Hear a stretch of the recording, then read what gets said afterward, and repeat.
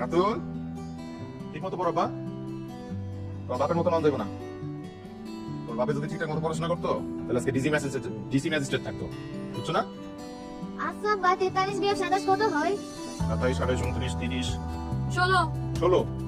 16 দেখো বা ভুল করে জিজ্ঞাসা কি আর কোন যায় নাকি? শোনো, আমি সবসময় 196 পেতাম অঙ্কের টিচার আমার সাথে গরম ধরা সাহস পাইতো না। দার্জিলিং ছাত্র আসছিলাম আমি। এখনো জিনিস শেষ, গ্যাস সিলিন্ডারও শেষ।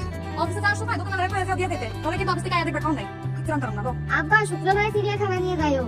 আচ্ছা আগে তুই হোমওয়ার্কটা কর, দুধটা খা, খাই স্কুলে যা, সবকিছু রেডি করছি। তোর বাপে লয়ে যাবো চিড়িয়াখানা, হ্যাঁ? 10টা বছর ধরে কইতাছি যে আবার কক্সবাজার লয়ে যাও। এখন পর্যন্ত এই যাইতেই আছি, যাওয়ার কোনো নাম গন্ধ নাই।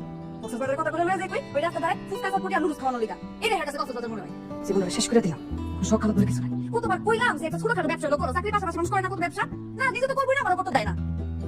ব্যবসা করতে বুঝে লাগে না? এই বই দাও। টাকা কই পারি তুই 4-5 মাসের লিগা তোর বোনটা টাকা বন্ধ কর, তাইলে দেখবি যে টাকা কইতে নাহি। আবার তুই তো করিস শুরু কর। তোর কেমন কবুতর রে? সে কতবার কইলাম যে আমরা টাকা কর না কইরা টাকা একটু জমা সঞ্চয় কর। না, টাকা জমা না হয় তোমার টাকা 20 টাকা কো যায়। টাকা উড়াল দেয় তোর কাছ থেকে। তোর কাছে কেমনে নেব টাকা? তোমাকে সংসার করে জীবনের একটা কথা মনে পড়াইছি। নুনা তো পান্তা ফুরাই। পান্তা ফুরাই তো দিন আসলে কেমনে ফুরাইতাছে। লাগে তোমার।